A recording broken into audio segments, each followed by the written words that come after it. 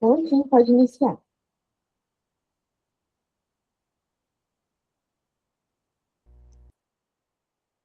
Boa noite, pessoal, tudo bem?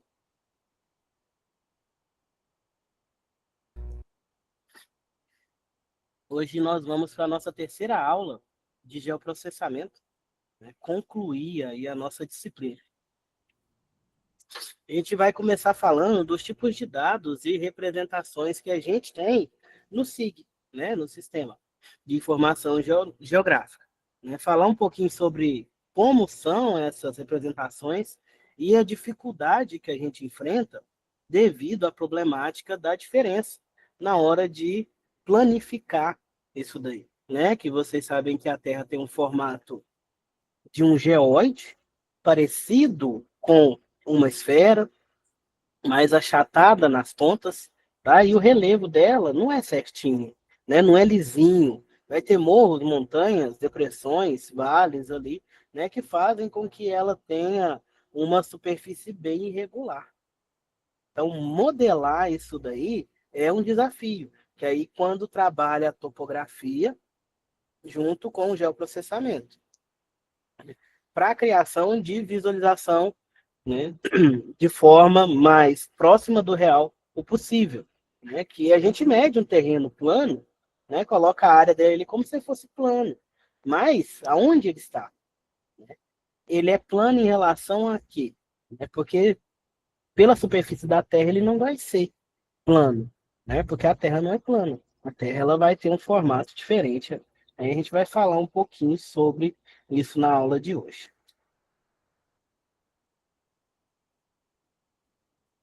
O slide não passou, só um minuto. Vai, meu filho. Só um momentinho, pessoal. Meu slide não está querendo, não. Agora foi. O primeiro tipo de dado que vamos falar hoje são os dados temáticos. O nome já fala. São aqueles dados que vão descrever alguma grandeza geográfica que você precisa trabalhar. Pode ser de forma qualitativa, marcando ali as regiões. Exemplo desse tipo de dado temático, né? Dado por tema. Mapa de vegetação, mapa de declividade, mapa do uso do solo, mapa de aptidão agrícola, né? Mapa com o relevo, né? As depressões, as montanhas, os morros que a gente tem. A gente também tem mapas temáticos aí criados pelo IBGE, por exemplo, né? Com distribuição de renda, com questão de escolaridade, com questão de classe social e tudo isso daí, vacinação, né? Você pode criar o mapa com o dado temático que você quiser. Você vai pegar a partir de uma pesquisa, logicamente, né? Você não vai inventar os dados ali. A partir de uma pesquisa, você faz o desenho do mapa temático, né? Você separa ali por qualitativamente, por qualidade, por tema, tá? Esse tema pode ser numérico, mas nem sempre vai ser, né? Igual quando o IBGE faz o censo, que é aquela pesquisa de toda a população brasileira para ver, né, os principais dados ali, aonde eles veem escolaridade, questão de saúde, questão de renda, questão de moradia, questão de saneamento básico, etc. É uma forma de mapear a população brasileira. Aí o IBGE pega esses dados do censo e forma mapas temáticos. Se vocês entrarem no site do IBGE, vocês vão encontrar vários mapas temáticos. Né? Se você quiser colocar lá, mapa da distribuição de renda no Brasil, vai ter um mapa temático lá, né, com esses dados, os dados do último censo, né, que foi há 2 anos atrás, se eu não me engano, 2 anos atrás, que era para ter sido em 2020, mas por causa da pandemia ele foi adiado. O censo é feito de 10 em 10 anos, para atualizar as informações que a gente tem sobre a população brasileira, para que o governo possa criar políticas públicas para melhorar as condições dos brasileiros. Né? E é feito de 10 em 10 anos para acompanhar o crescimento econômico, o crescimento tecnológico, ou, né, o decrescimento. Se for algo que tenha piorado, a gente vai ter dados menores no próximo censo. O próximo censo vai ser em 2030. Então, até lá, né, nós teremos várias mudanças aí, né, com o advento da tecnologia, com todas as novas formas de trabalhar que a gente tem, a gente vai ter mudanças, né? Esperamos que sejam positivas. Sonhamos muito, queremos muito que sejam mudanças somente positivas, com essa questão, principalmente da inteligência artificial, certo? Outro tipo de dados são os dados cadastrais, né? Eles vão ser diferentes dos temáticos, porque cada um dos seus elementos é um objeto de estudo geográfico. Ou seja, ele possui atributos que podem estar associados a vários outros dados, né? Então, ele vai amarrar alguns dados, né? Não é somente um tema. Aí, dentro do tema, ele vai pegar dados ali para amarrar, né? Aqui a imagem ficou cortada, mas ali fica, por exemplo, o Brasil é o terceiro lugar, né, no PIB, entre esses três países, né? Ou que seja. Então, ele vai amarrar os dados. Exemplo de dados cadastrais, lotes urbanos, né? Aonde a gente vai amarrar o quê? Né? Você tem um lote, que vem a localização dele, você tem o proprietário, o dono, então você vai amarrar a pessoa ao lote, e ainda pode colocar outras coisas, por exemplo, ali o valor daquele terreno, né, daquele lote. Então, isso daí são dados cadastrais, onde você amarra a localização, que seria um tema, né, com o dono e o valor daquele terreno, daquele lote. Atributos, né, armazenados em sistemas de gerenciadores de banco de dados. Então, esses dados cadastrais, eles vão ficar arquivados em um grande banco de dados, aonde você vai acessar esses dados de acordo com o que você quer mapear, com o que você quer desenhar, né? E vai montar a sua representação. Essa representação pode ser de vários tipos diferentes, né? Pode ser uma representação em forma de um mapa com uma escala maior, pode ser uma representação só ali de uma rua, de uma quadra, ou, né, uma representação maior. Aí entra a questão de escala. Se eu não me engano, a gente viu escala na topografia, falou um pouquinho sobre escala, né? Então, essa escala ela vai ser muito importante quando vocês forem trabalhar com geoprocessamento. Porque dependendo do dado que você vai trabalhar, você tem que escolher uma escala maior ou menor. Senão você não consegue visualizar esse dado, né? Eu quero, por exemplo, fazer um mapa com os lotes urbanos do Brasil inteiro. Eu não vou conseguir, né? Num mapa só, não. Então eu vou ter que fazer vários mapas que vão compor um todo, né? Onde você pode acessar por região. Agora falar que eu vou fazer um mapa do Brasil inteiro, lote por lote, vai demorar muito, né? Você não vai conseguir colocar todas essas informações em um mapa só, né? Por causa do tamanho, quanto mais informações, maior o seu arquivo, mais difícil de carregar. Então, ele é praticamente inviável. Então, eu vou ter que separar por áreas, né? Aí vai lá, por cidades, né? Primeiro, pega o país, separa por estado, por cidade, por bairro. Aí você consegue fazer um mapa mais detalhado. Aí você vai fazendo aos poucos. Porque se você for colocar tudo num só, né? Ele vai ficar pesado demais, ele não vai rodar. Dados de rede, né? São dados que denotam as informações associadas, por exemplo, a serviços, serviço de água, luz, internet, telefone, rede de drenagem, rodovias, né? Então, são dados de redes, né, que vão ter interligações com as pessoas. Característica desse tipo de dado, né? Cada objeto geográfico, seja ali o transformador da rede elétrica, seja um cabeamento da internet ou cano de água, vai ter uma localização, né? Lá na Copasa, por exemplo, eles têm esses dados, dado de rede, para saber quantas pessoas estão conectadas àquela parte de distribuição, né? Aquele ponto de distribuição de água. Porque ela tem um limite de pessoas que pode colocar ali, porque senão não vai ter vazão para todo mundo.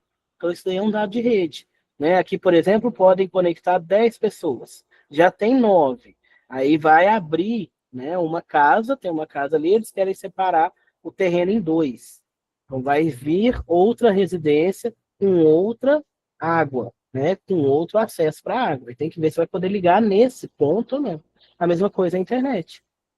Aí esses dados de rede, eles trazem para a gente isso daí, a localização exata desses nós, né, desses atributos ali presentes no banco de dados. A CEMIG tem um, né, a Copasa tem um, as redes de internet, né, vão ter também, né, a prefeitura vai ter tudo isso daí. São dados de rede, né, dados que você vai utilizar ali principalmente para serviços. Modelo numérico de terreno, né? A abreviação é MNT. Esses modelos são usados para a representação quantitativa. Agora a gente já pensa em número, né? De uma grandeza que varia no espaço. Exemplo, curva de nível. Né? Eu tenho a localização ali com as coordenadas geográficas e naquele ponto específico eu tenho um dado numérico que é a altitude do terreno. Então, isso daí é um exemplo de modelo numérico, né? Onde eu tenho a localização, que vai ser em 2D, x, y, e eu tenho a altitude, que vai ser o eixo Z, ou seja, a cota, né? Onde eu consigo fazer o desenho das minhas curvas de nível. Né? Exemplo comum, altimetria. Na definição matemática, vai ser um modelo matemático que vai reproduzir os pontos, né? Ordenados em um plano cartesiano, igual gráfico, x, y. Faz o XY ali, aí você pode pôr mais informações, colocar o Z, que é a altura, que é a altitude. Ou pode colocar outros dados ali. Por exemplo, na rede de água, né, tem mais dados amarrados naquele ponto. Aquele ponto não vai ter somente as coordenadas, ele vai ter vários pontos ali. Não, perdão, mas várias informações amarradas àquela localização. Aí eu vou acessar o que eu precisar. Se eu for fazer um mapa de vegetação, eu vou pegar as espécies que tem ali. Se eu for fazer um mapa de relevo, eu vou pegar altitude. Se eu for fazer um mapa de distribuição de renda, eu vou pegar o dado que o IBGE colocou da renda média daquele ponto, daquela região. E assim vai. Esses atributos do eixo Z ali, né, pode ser qualquer referencial. Né? O X e o Y vai ser o referencial de coordenada geográfica, latitude e longitude. Os outros atributos vão vir de acordo com a sua necessidade. O que você vai amarrar nele? Nós temos as imagens de sensoriamento remoto, que são obtidas por satélites que ficam ao redor do planeta, né? Vários satélites o tempo inteiro orbitando o planeta ali e gerando essas imagens, né? Para representar, né, capturas espaciais do relevo da superfície terrestre. Então, esses dados aí ajudam a gente com confecção de mapas e com localização, geolocalização. Né? Aí tem o sistema dos satélites ali, aonde, quando você vai usar um GPS, ele vai se conectar a esses satélites, os que estão mais próximos, os que estão com um sinal melhor, e vai cruzar os dados desses satélites para te dar a localização de um ponto ou a imagem daquele ponto. Né? Não vai ser um satélite só que tirar foto, vai ser vários e eles vão cruzar os dados e formar uma imagem, né, mais assertiva possível. Isso daí fica armazenado em uma matriz. Né? Essa matriz aí vai ter os elementos de imagem em forma de pixel, igual no computador, né? Tantos megapixels de resolução, quando você vai tirar uma foto com uma máquina, né? Quanto menor o pixel, quanto mais pixels, mais detalhe você tem. Então aqui não vai ser diferente. Né? Vai ter satélites aí de alta resolução, altíssima resolução, e os mais antigos que ainda estão lá girando, né? Tem muitos satélites ao redor da Terra, vai ter uma definição menor, ou seja, né, pixels maiores ali da superfície terrestre. representação vetorial. Para fazer os mapas, a gente utiliza dados vetoriais. Um vetor, gente, ele tem módulo, direção e sentido. É diferente de um ponto. Tá? Para formar um vetor, eu preciso pelo menos de 2 pontos e uma linha. Lembrando isso aí lá da física. Aqui a gente vai pensar em espaço. Eu preciso de um ponto no espaço que eu tenho as minhas coordenadas, certo? Outro ponto no espaço ali próximo, que eu também tenha as coordenadas, eu vou ligar esses pontos por uma linha e vou formar um vetor. Esse vetor ele vai ter módulo, que é tamanho, direção, né? Se ele é norte-sul, se ele é leste-oeste, se ele é sudoeste, né? Para onde esse vetor está indo orientado de acordo com o espaço e sentido. Né? A direção é a direção mesmo. É plano, horizontal, vertical, inclinado. Né? O sentido é para que lado que está tendo o caminhamento. Ele está indo de um ponto a outro. Né? Ele está indo do sul para o norte, ou ele está indo do leste para o oeste. Esses vetores, essas linhas, a gente vai utilizar para formar o mapa. Cada ponto vai ter os seus dados, você vai trabalhar isso daí. A gente não, o programa, né? O software. Só para vocês entenderem. Né? Você vai ter ali os dados que serão amarrados para gerar a visualização. Então, para a gente pegar o mapa, desenhar, fazer o mapa, a gente precisa alimentar com todos esses dados e falar para o sistema o que você quer. Que aí ele vai cruzar os dados, os pontos, gerar as linhas, os vetores, de acordo com a informação que você quer mostrar naquele mapa, né? Ou que você quer ver. Ok? Sofisticação do modelo vetorial em SIG.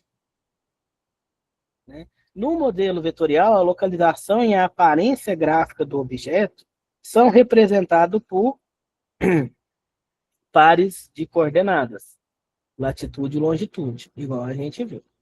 Esse tipo de representação não vai ser somente no GIS, né, no SIG, vai ter outros sistemas também que já utilizam essas representações.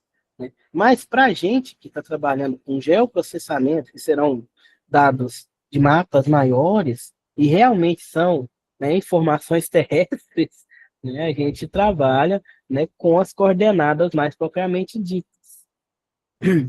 A gente vai ter esses dados aí arquivados em um banco de dados geral. Existem bancos de dados gratuitos, depois eu vou passar uns para vocês, né? Como a disciplina é grande, não ia dar para a gente focar em um sistema somente, um software somente, tá? Então, assim, eu preferi passar para vocês o funcionamento geral de todos, né? O que que vocês vão precisar. No final da aula eu vou mandar um link para vocês verem um curso de um software que é gratuito, né? Que vocês conseguem dar uma trabalhada nele, quem tiver, né, essa curiosidade. Porque aí eu mostro para vocês o sistema X e vocês nunca vão usar ele. Então aí eu vou deixar, né, como extra aqui uma videoaula que eu achei muito boa, né, da confecção de um mapa em um software gratuito. Para depois vocês verem como é a utilização de tudo que vocês estão vendo aqui na disciplina. Então, esses dados aí, eles já ficam num banco de dados mundial. Alguns são abertos, outros não. Aí depende do que você vai trabalhar. Né? Nesse software que eu vou passar para vocês, o nome é o QGIS, né? Ele é gratuito, então ele vai puxar dados gratuitos para você utilizar. Dados liberados. Né? Se tiver algum dado que não é liberado, você não vai conseguir puxar nele, porque ele é de livre acesso. Né? Aí você já teria que, né, especificar um outro sistema, né, que vai focar naquilo que você quer. Né? Mas o QGIS ele é muito completo. Ele é a versão gratuita ali, né, que o pessoal mais utiliza aí, né, em trabalhos acadêmicos e tal, né, porque ele, apesar de ser gratuito, ele é bem completo. A gente consegue várias atividades com eles, várias informações, confeccionar vários tipos de mapas com ele. tratamento da topologia, recursos avançados para análise das relações espaciais, atributos alfanuméricos, né? A gente vai ter associação desses dados, né? Que vai ter dados numéricos e dados não numéricos, né? Por exemplo, ali, né, vamos pegar questão de raça, né? Eu tenho o dado numérico das pessoas e eu tenho a relação ali da cor da pele da pessoa. Então, isso daí eu tenho um dado numérico, né? Quantas pessoas moram numa casa? Numérico. E eu vou ter dados não numéricos, né? Qual é a raça dessas pessoas? Branca, parda, negra, etc. Isso daí é dado não numérico. Aí ele vai amarrar, né? Vai ficar atributos alfanuméricos, tanto números quanto, né, qualidades, quanto é, perdão, variáveis qualitativos. Indexação espacial, otimização de consultas e análises espaciais complexas. Ele vai focar no que você realmente precisa, porque são muitos dados que a gente tem nesses bancos de dados. Elementos gráficos vetoriais, né? A gente vai ter linhas, pontos, a ligação entre pontos ali vai ocorrer por forma de linhas, essas linhas vão formar polígonos ou poligonais, certo? Que vão fazer ali a representação de uma certa área para a gente. Então, a gente vai ter como exemplo localização de cidades, né? Aí eu faço ali o desenho do polígono ao redor dos limites da cidade. Eu vou ter pontos como localização de espaços, escola politécnica. Tem um ponto lá onde ela está, a localização dela. Posto de saúde, um ponto, certo? Torre de transmissão, é um ponto. As avenidas, ruas, rodovias serão linhas, né? Linhas ali que seriam a união de vários pontos ali, mostrando um caminho, tá, gente? Então aqui eu já expliquei, né? Linhas, eu vou passar, tá, pessoal? Não dá. Representação matricial, né? O que que é essa representação matricial? Ela é um tipo de representação que trabalha com uma malha quadriculada, né, orientada, né, horizontal e vertical e horizontal, né, a qual a gente constrói sobre ela, quadradinho por quadradinho, o elemento que está sendo representado. Aí vai ser como se fossem os pixels. Né? Cada quadradinho ali vai ter uma informação, cada pontinho desse. Cada célula vai ter um código referente ao atributo que foi dado a ela, a informação que você colocou nela, de tal forma que o computador vai saber o elemento, o objeto que tem em cada célula. Esse código para o computador vai ser números, vai ser um código numérico. Quando ele for mostrar para a gente, pode refletir em uma cor diferente, em uma textura diferente, de acordo com os dados que ele tem ali, né, e o tratamento que você pediu dentro do software. Estrutura da representação matricial, né, a composição da matriz vai ser igual jogo de batalha naval. Vai ser linhas e colunas, né, aonde eu vou orientar aonde eu quero, onde está essa célula que eu quero trabalhar. Por exemplo, aqui eu tenho a coluna 0, 1, 2, 3, né, infinito, e eu tenho as linhas 0, 1, 2, 3. Aí eu vou pegar linha por coluna, o meu computador, no caso, né? Linha por coluna, e ele vai ler o valor que está atribuído naquele espaço, naquela célula, naquele local que você armazenou o dado. O 00 vai ter um dado aqui, que o computador vai saber ler ele, né, e transformar ele em algo visual para a gente ver. Resolução espacial, essa representação supõe que o espaço pode ser tratado como uma superfície plana, aonde você coloca, né, informações associadas dentro desse plano. A resolução do sistema é dada pela relação entre o tamanho da célula no mapa e a área que ela cobre o terreno. Então, quanto mais célulazinhas eu tenho dentro de um terreno, melhor representado ele vai ser. mais detalhes ele vai ter.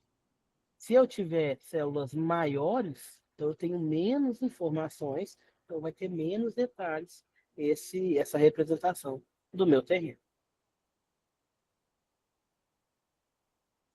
Tipos de dados e suas representações. Dados temáticos.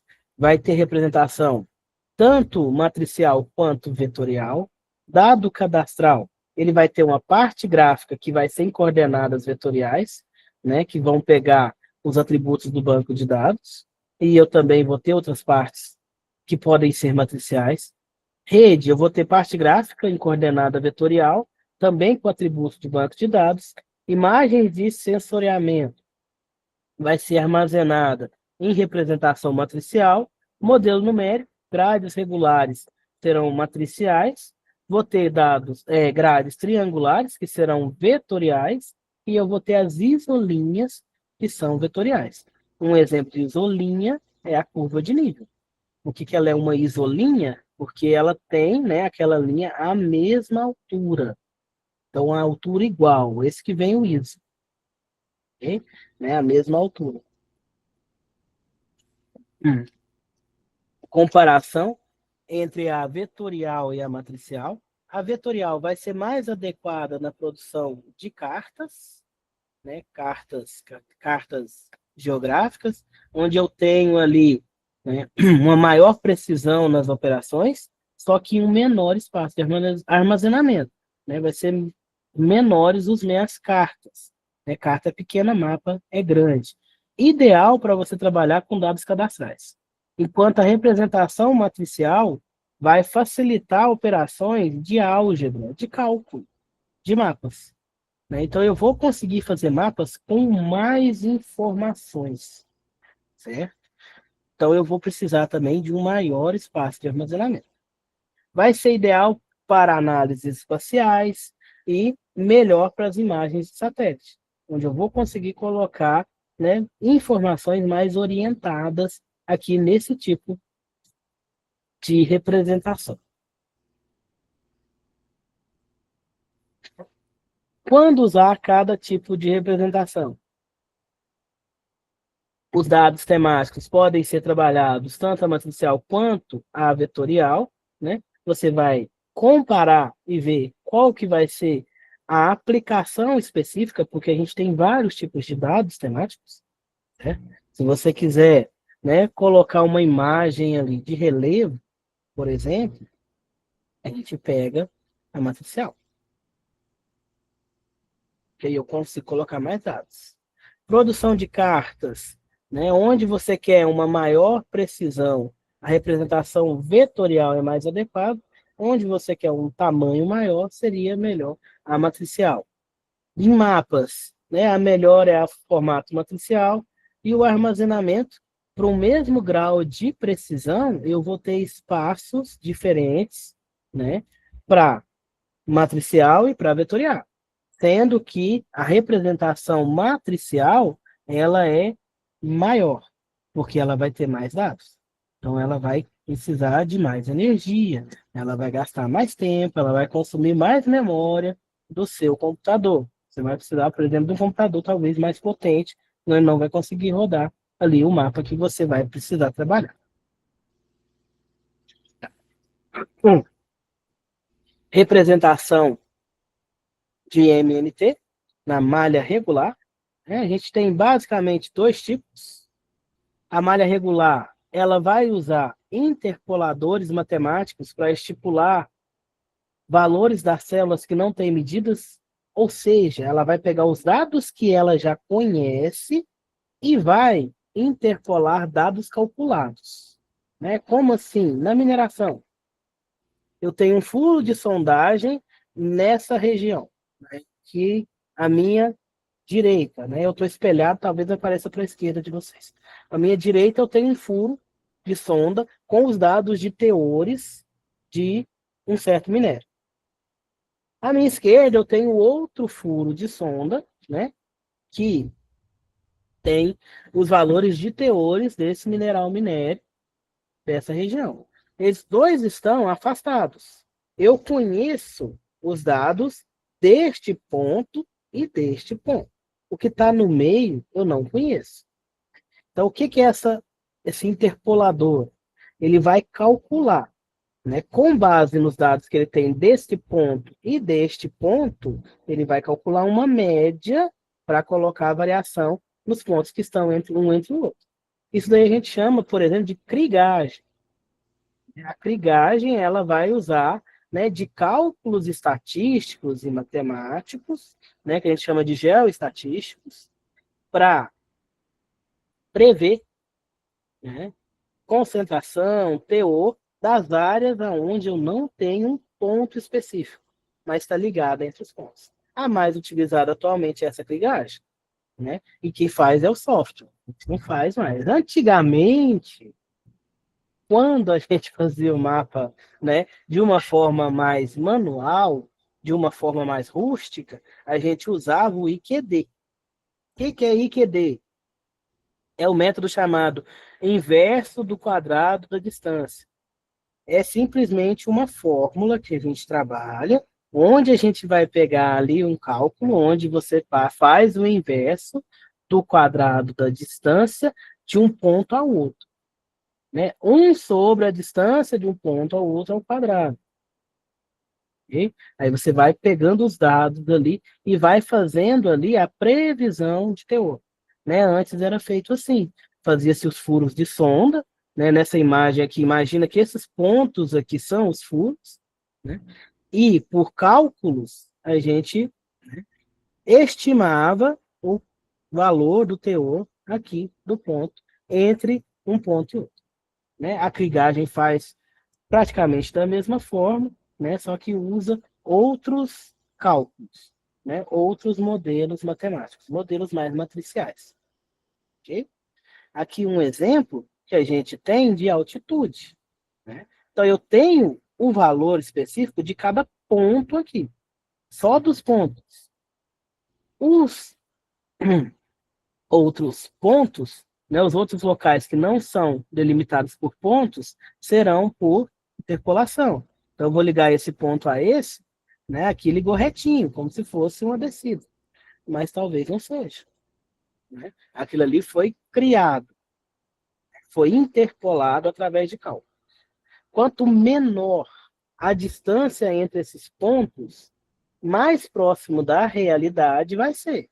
Quanto maior, aí eu já perco ali, né, em confiabilidade. Porque se for um espaço muito longo, essa previsão no meio ali já é perigoso. Quando a gente vai fazer prospecção, o que é prospecção? Quando a gente vai estudar uma área, né, a gente começa, por questão financeira, com pontos mais afastados, né, para a gente começar a conhecer a região. A partir de um certo momento que você viu que naquela região tem algo que te interessa, você delimita uma área para aumentar os pontos de coleta. Né? Isso também vale para a água, o pessoal do meio ambiente, né? Coleta de água. Né? Eu vou ver uma contaminação de um rio. Eu não vou coletar a amostra do rio inteirinho. Eu vou ter pontos nesse rio aonde eu vou fazer a coleta.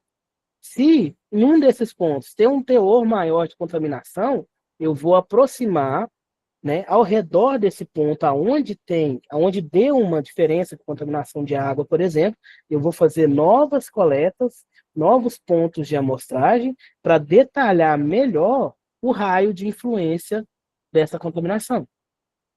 Certo? Então, assim, né, são dois cursos aí que tem essa disciplina, mas vai utilizar para a mesma coisa. Tá? O sistema é o mesmo e tal, a mesma coisa que eu faço, é o mesmo sistema, a mesma forma de trabalhar. A interpretação dos dados que vai ser diferente. Para a mineração vai ser teor. O que me interessa ali? A quantidade de ferro, a quantidade de ouro que eu tenho. Né? Para o meio ambiente, eu vou olhar, por exemplo, contaminação. Quantidade de cádmio que tem aqui, né? Que não pode ter. Quantidade de metal pesado que eu estou encontrando nessa água. Né? De coliformes, de parasitas, etc. Né? Mas a forma de trabalhar é a mesma. Né? Só vou trabalhar com dados diferentes. Okay? Então, quanto mais próximos, mais armazenamento eu vou precisar, mas teremos uma representação mais próxima da realidade. mais verídica, porque é interpolação de dados. Tá dando para entender?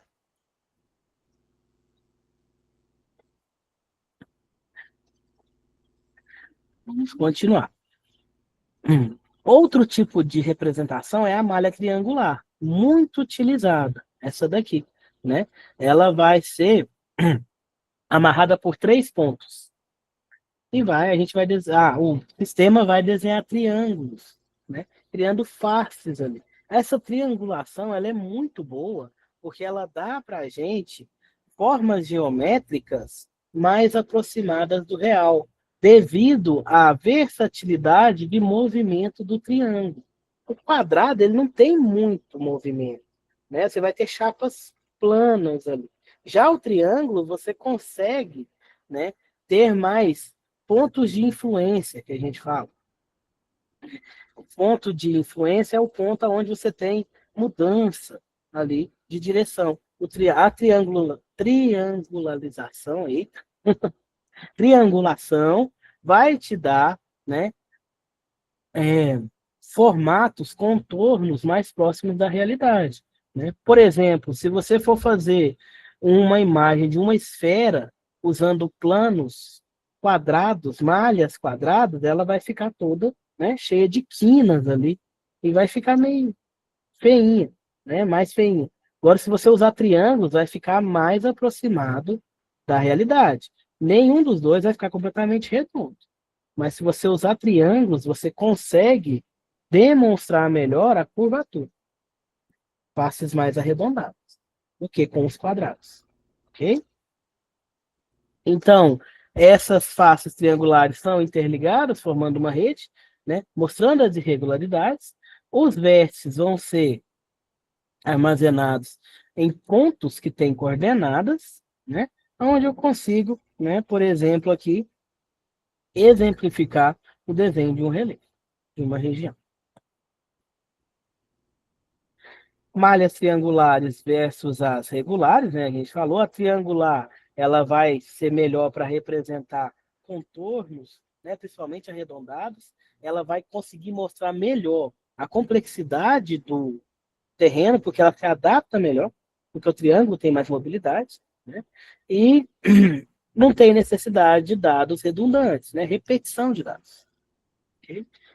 Já, né, a limitação das grades regulares, que são as quadradinhas, né?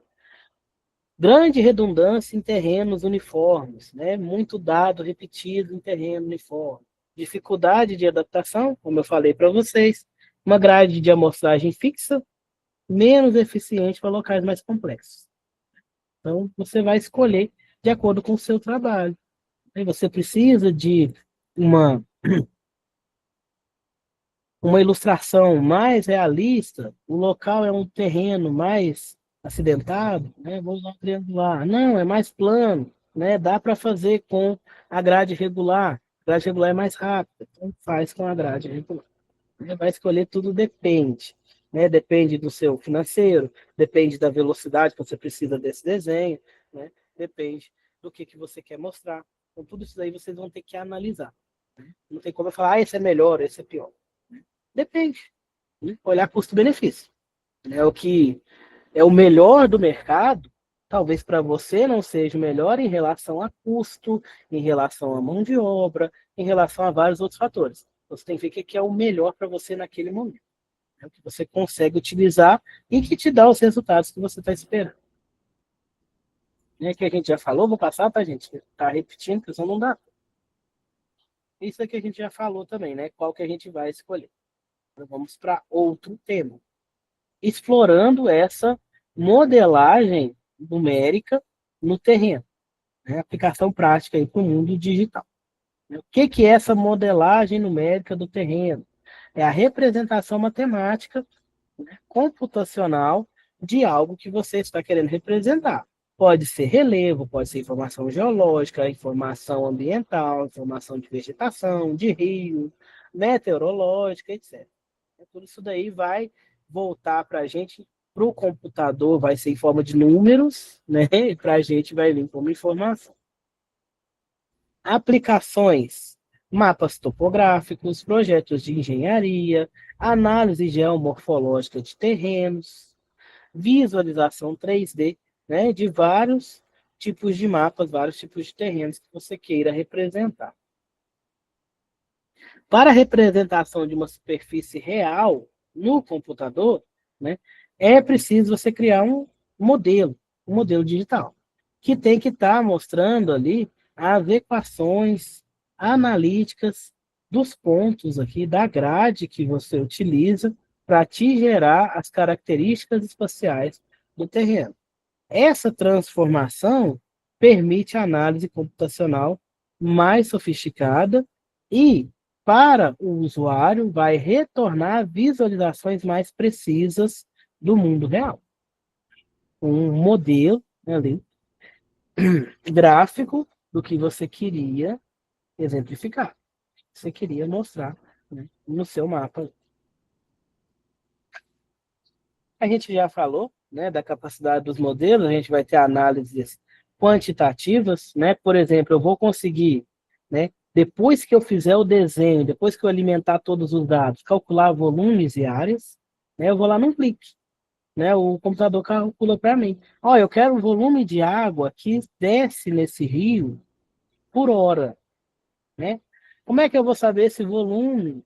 Uai, no software eu já coloquei a profundidade do rio, a largura, né? Aí eu informo o comprimento da área que eu quero, ele vai calcular o volume de água que tem ali e te fala, ó, tem um volume de água X nesse local. Então, se você tem a vazão, e você sabe quantos litros por minuto que passa, né? Você multiplica pela área ali, né? Você tem a quantidade de água que vai descer. Desenhar perfis, né? E seções transversais, a gente viu, né, na topografia, fazer um mapa ali do perfil, gerar mapa de declividade, gerar fatiamento de intervalos desejados, aqui muito usado na mineração, né, onde a gente precisa delimitar frentes de lavra, então eu preciso delimitar contato entre estéreo e minério. Se utiliza muito esse método de fatiamento, onde a gente consegue desenhar ali o corpo geológico e suas, né, irregularidades, né? Visualizações, aí tem vários tipos de visualizações, pode ser sombreadas, imagens sombreadas, né? Vai ter ali sombras para representar o 3D, pode ser imagem nível de cinza, pode ser imagens já com perspectivas tridimensionais, isso daí vai depender do tipo do modelo que você está criando. A gente já falou, né? As qualitativas e quantitativas. Tá? Amostragem de dados. Essa amostragem ela vai ser a aquisição de amostras para representar aquele local. Então a gente precisa de um número bom de amostras. Tomar cuidado com a superamostragem, né, que é muitos pontos em uma região plana, por exemplo, se eu quiser falar de relevo. Se a região é plana, para que eu vou ficar pegando aquele monte de dado, alimentando meu computador, que é tanto de dado, se ele vai repetir aquilo ali, a altitude é a mesma. Ou subamostragem. Agora, num relevo mais irregular, eu não posso fazer poucas amostragens. Eu vou ter que ter mais amostragens, mais pontos, para que o meu software consiga desenhar ali um modelo mais próximo da realidade. Fontes de dados, né, que a gente tem para os MNTs, arquivos digitais que podem ser importados de outros sistemas, né, ou arquivos que já tem ali, né, por exemplo, os dados gratuitos que a gente tem, bases topográficas, exemplo, as isolinhas, pontos notáveis, onde já tem essa medição. Ah, o pico do. Como é que chama? Do Iapoque, né? O pico do Chuí. Aí você já tem o dado do valor mais alto ali. Então você pode usar isso daí, importar isso daí. Né? Os outros você vai colocando. Né? Eu vou mapear lá o Chuí. Eu vou lá, né, que é o pico do Chuí. Então eu vou marcar ali as altitudes. Eu já tenho a cota mais alta, as outras eu vou mostrar. Levantamento de campo, transformados em informações digitais com o GPS, está fazendo um caminhamento, você vai fazendo ali a medição, né, pegando as coordenadas geográficas. E o sensoriamento remoto, né, que vai ser obtido a partir das imagens de satélite.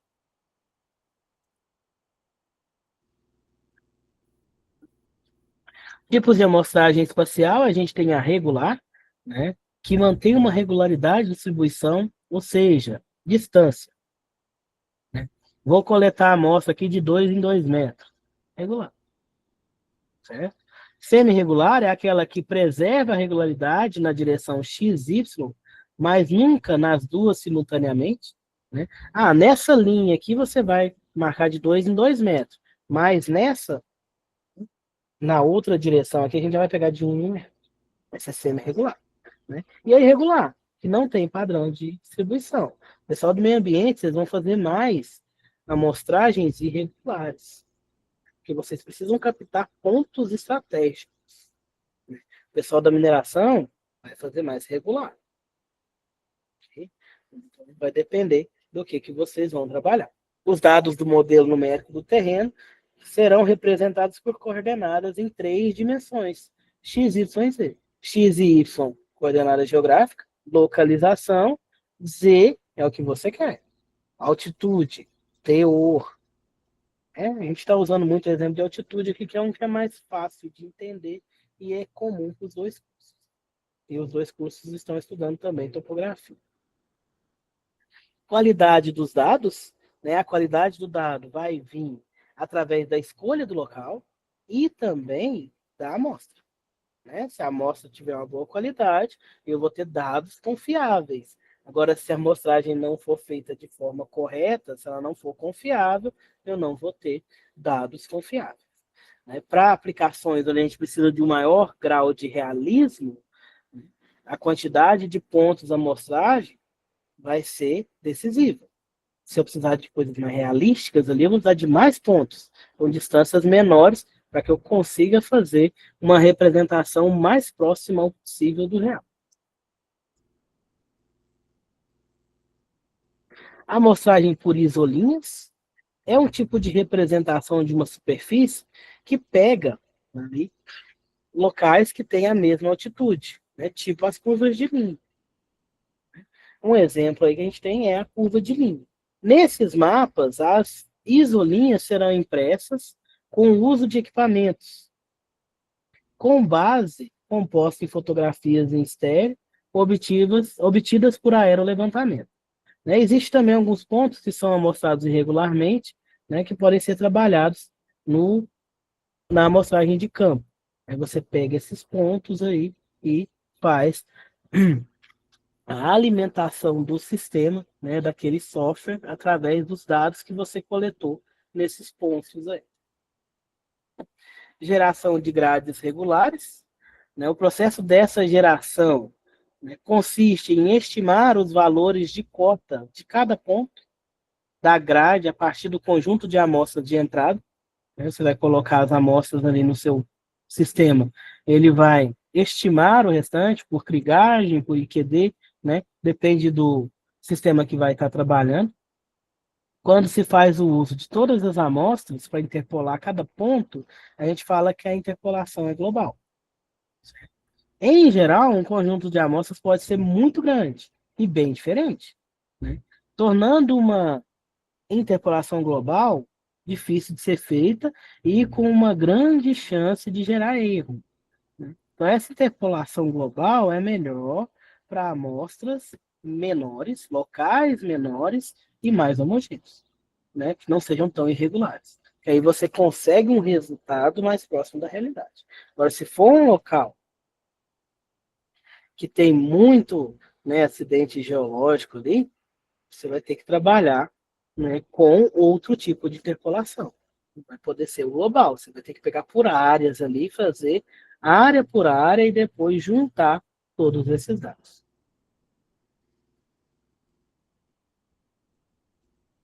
Desafios da interpolação global: primeiramente, um grande volume de dados, amostras muito grandes, conjunto de amostra muito grande vai dificultar o processamento, então você precisa ter uma atenção maior ao escolher o tamanho da sua amostragem. Dados não homogêneos, ou seja, distribuição irregular das amostras, né? Muita diferença entre um e outro, né? Igual teor. Né? Teor é interessante trabalhar na mineração, que costuma ser mais próximo nas áreas. Agora, quando a gente tem minérios mais irregulares, já fica mais difícil trabalhar essa interpolação. Você pega um furo ali, ele está com um teor de 10%. O outro você pega, está com 1%. Uma diferença muito grande. Que vem mais distante. Né? Isso daí quer dizer o quê? É o final do meu corpo mineral. Agora, quando eu pego tudo dentro do mesmo corpo mineral, aqui é 10, aqui é 9,9, ali é 9,8, ali é 10,1, eles ficam mais próximos, né? Quando eu tenho ali um corpo geológico não tão irregular. Outro desafio da interpolação global é a dificuldade matemática. Né? Difícil definir uma função polinomial que represente todas as variações que você tem, que amarre todas essas variáveis. Né? Não é você que vai fazer, é o computador, mas você vai dar os comandos para ele, vai chamar, fazer os chamados para ele te representar. Mas, quanto mais complexo o cálculo, mais demorada vai ser a geração da imagem, né? E a possibilidade de erros vai ser maior também. Então, isso daí é um desafio. Que a interpolação global ela sempre vai ser de um tamanho, um peso maior. Vai ser mais difícil de você trabalhar. Né? Aqueles mapas que demoram a carregar. Malha triangular irregular. A gente tem aí uma grade de triângulos formando essa malha e ela é irregular. Né? Porque esses triângulos vão ser montados a partir de ligação entre pontos. Né? Então, liga os pontos ali e forma triângulos. Diferentemente da geração da grade regular, que é em quadradinhos, o valor de cota dos vértices dos elementos triangulares dessa malha não precisam ser estimados por interpolação. Ele pode ser estimado, né, já com o valor que você colocou. Já podem ser dados que você colocou no seu banco de dados. Desculpa, gente. Meu nariz hoje não está muito bom.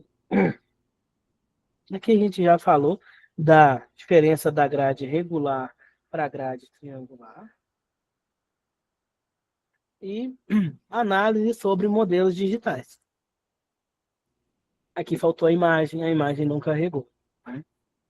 Depois que eu coloquei os dados no meu sistema, ele vai formar o meu modelo digital. E como é que eu vou analisar ele? Né? Primeiro, visualização. Modelos em projeção geométrica planar, né, eu vou ter imagens de nível cinza e sombreada. Como assim? O plano, né, estou desenhando um mapa. Então, como é que eu vou representar, né, a altitude? O relevo vai ser através de áreas sombreadas ou escala de cinza, para te dar aquela sensação de relevo, de altitude, de movimento. Certo? Cálculos.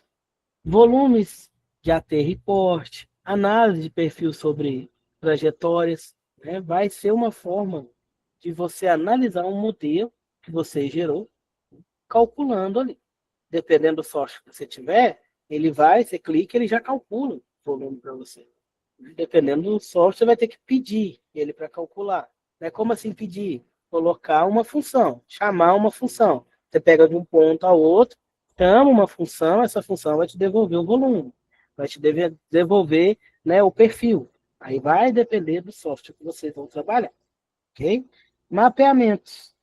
Mapa de declividade, exposição, drenagem, curva de nível e visibilidade. Então, eu vou conseguir fazer mapas ali, se é isso que eu quero. Ele vai me mostrar mapas onde eu vou conseguir visualizar a declividade do local. Eu consigo rotacionar, eu consigo visualizar ali o relevo, através desse tipo de mapa. Mapa de declividade, mapa de drenagem, ou mapas que têm as curvas de nível.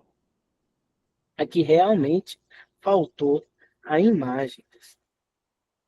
Na hora que eu passei para PDF, eu acho que a imagem se foi.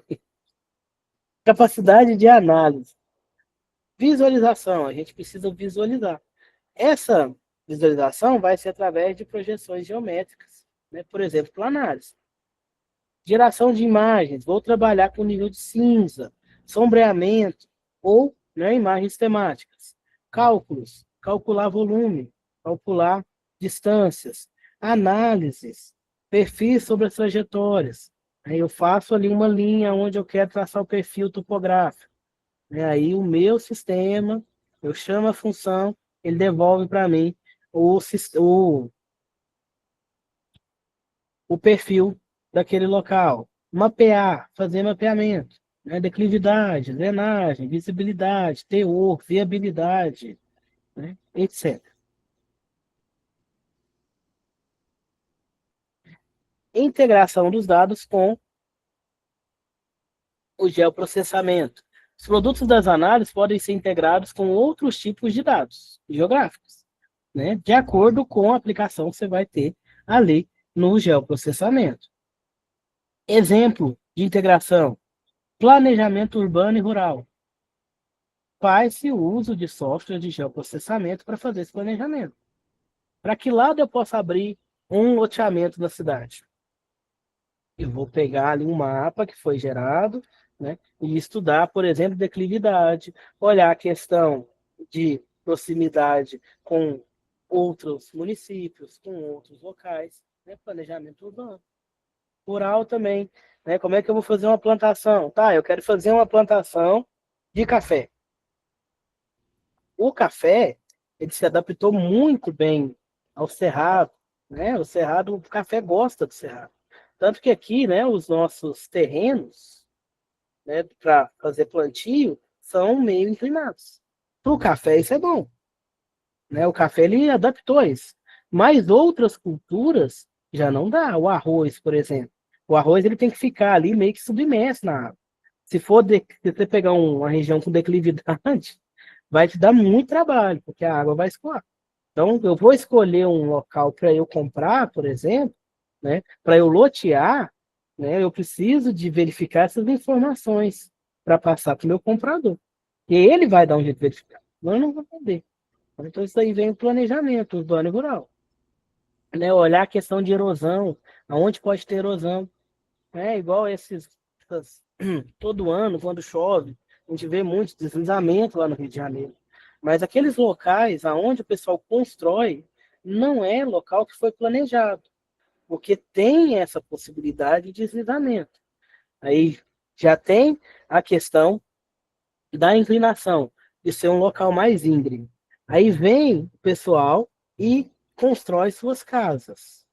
Ao construir, eles retiram ali a vegetação. A vegetação ela ajuda na estabilidade do solo. A partir do momento que você tira uma árvore, o seu solo fica exposto. Então pega e corta tudo. Só constrói casa, casa, casa, casa. Então você deixa ali o solo sem a proteção. Além de infiltrar mais água nele, ele não tem mais as raízes das plantas que vão segurar o solo ali para ele não cair. Aí faz isso daí. Aí vem, de repente, um volume muito alto de chuva devido, né, aos nossos problemas climáticos devido à poluição. Então, vem um volume muito alto de chuva. Vai encharcar esse solo, vai encharcar esse local. A água vai pesar. Eu não tenho estabilidade. Aí vai descer. Vai descer, né? Vai deslizar e o que tiver vai levar. Então, aí essas questões do planejamento urbano. Né? Não se pode planejar a construção em locais assim por causa do perigo de deslizamento. Ah, eu vou lotear um local que é, né, íngreme, que é um local que tem uma alta declividade. Então, eu vou ter que trabalhar, né, com alternativas ali para segurar esse solo, para segurar esse terreno lá, pra ele não cair. Né? Aí eu posso fazer, eu não sei se vocês já viram, eles fazem amarração com com cabos de aço mesmo e rochas para poder segurar, né? Fazem contenção desses locais para que não haja deslizamento. Essa amarração que faz com cabos é para aumentar a estabilidade. Está simulando ali, por exemplo, raízes de árvores que segurariam aquele local. Né? Então eles fazem isso daí para evitar o deslizamento, para depois vender. A gente entra aí, né? Eu acabei que eu fui falando e não voltei aqui. Na aptidão agrícola, a questão da plantação, área de risco, essas áreas onde eu não vou poder lotear, eu tenho risco de deslizamento, por exemplo, e questão do impacto ambiental. em locais de próximo à nascente, eu não posso retirar a vegetação. Então, eu vou gerar um impacto muito grande se eu retirar a vegetação, a mata ciliar. Quando eu retiro a mata ciliar de perto de uma nascente, a probabilidade dessa nascente secar é muito alta, é altíssima. Então, eu vou gerar ali um grande impacto ambiental. Outra questão, né, olhar a proximidade de rios a centros industriais, a produções industriais, né, a locais onde pode ter contaminação, porque a contaminação vai para o solo, do solo vai para a água. Se essa água for uma água para consumo humano, for um curso de água que vai ser utilizado pela distribuidora de água, né, vai ser uma água contaminada.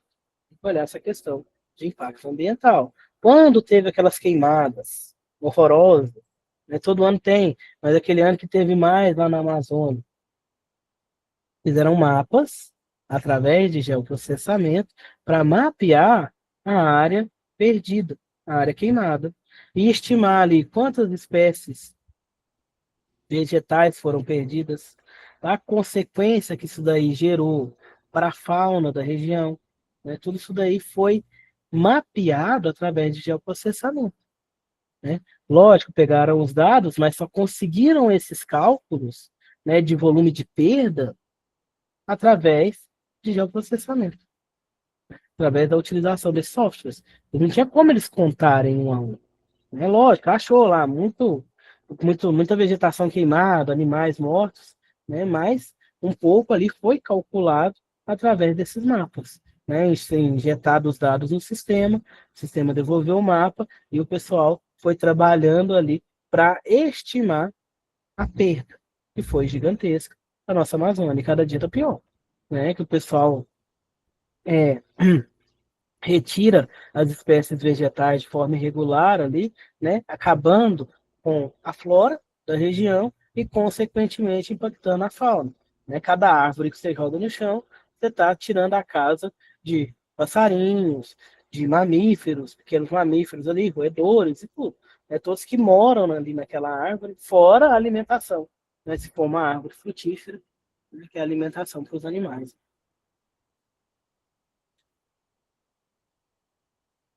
Então, a gente já falou, aplicação prática do MNN, planejamento urbano, agricultura, meio ambiente e gestão de riscos. Para concluir essa questão da modelagem numérica, eu só quero passar alguns usos aqui para vocês. Só um momento, eu vou ter que trocar de tela. Tá dando para entender, pessoal?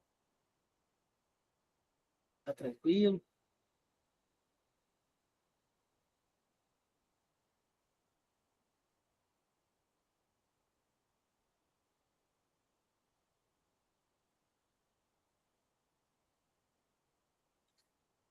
Vou trocar de tela só para a gente ver um pouquinho mais sobre os usos do SIG. Um momento.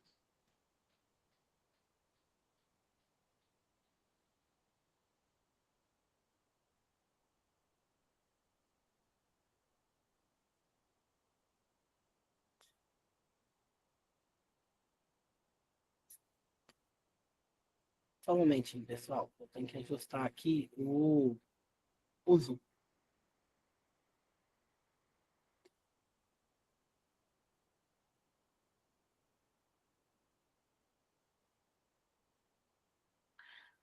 Que nesse outro slide tem as imagens já do sistema. Fica melhor para vocês verem.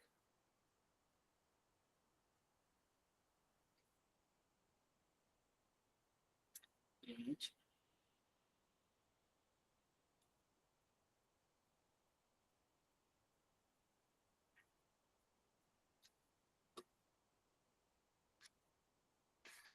exemplo aqui, pessoal, para o meio ambiente. Né? Monitoramento de queimada, de desmatamento, variação de linhas de costa, né? Ver a altitude, perdão, o nível do mar, mapa de uso de ocupação de solo, mapeamento de risco, área de enchente, área de deslizamento.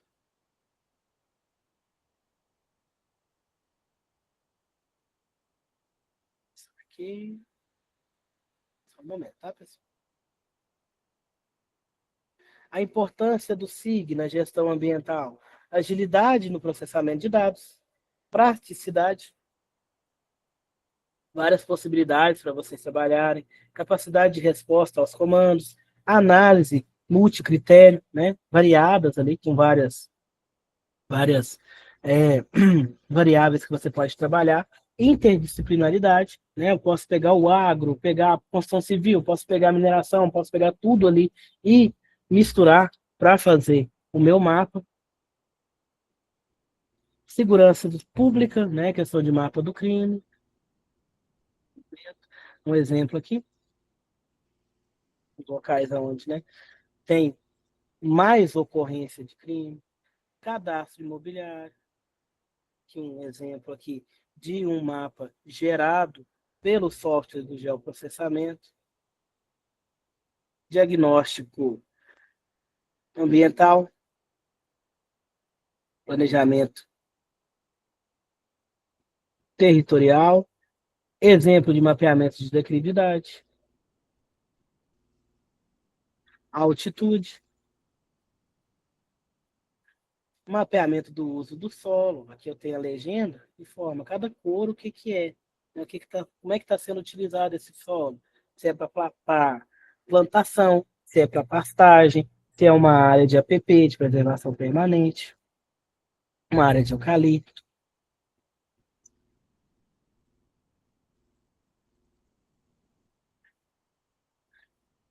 Aqui eu consigo calcular, ó, naquele mapa lá, floramento rochoso, quantos hectares que é rocha sã, rocha pura, né? Quantos hectares são brejo, campo rupestre, cultivo agrícola, extração mineral, né? Mangue, massa de água, mata nativa, etc., né? Através da porcentagem aqui, eu vou conseguir fazer o cálculo de quantidade de hectares. As bacias hidrográficas, etc., pessoal. Tem muito uso para o geoprocessamento. Como eu falei para vocês, não daria tempo da gente ver um software a fundo, trabalhar com esse software nas nossas aulas. Porque senão vocês não teriam muito a teoria. Então, eu vou deixar com vocês um site que fala de um sistema que é o QGIS. Estou só abrindo aqui para mostrar para vocês. Só um momento, tá?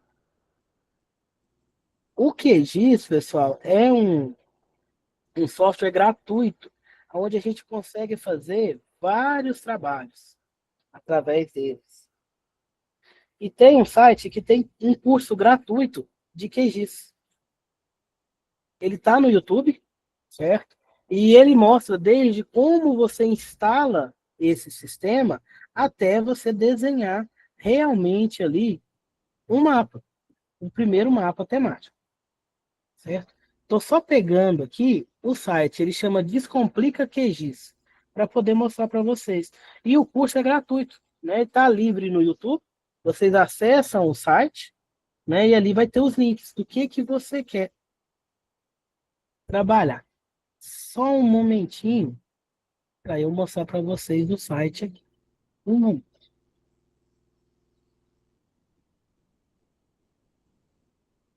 Ali ele o instrutor ele mostra, né, vários usos para o QGIS.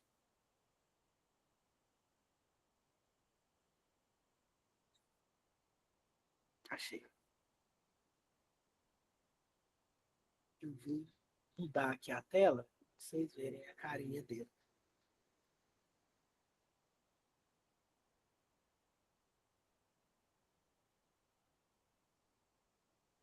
Só um momento. Aí ele vai abrir, não. Eu vou mandar o link para vocês, pessoal, da aula no YouTube, certo? De como você vai instalar esse sistema e como você vai trabalhar com esse sistema. Então ele mostra ali os primeiros passos do QGIS. Eu não estou conseguindo mostrar para vocês aqui o slide. Mas eu deixo o link na apresentação para vocês. Tudo bem? Alguma dúvida, pessoal?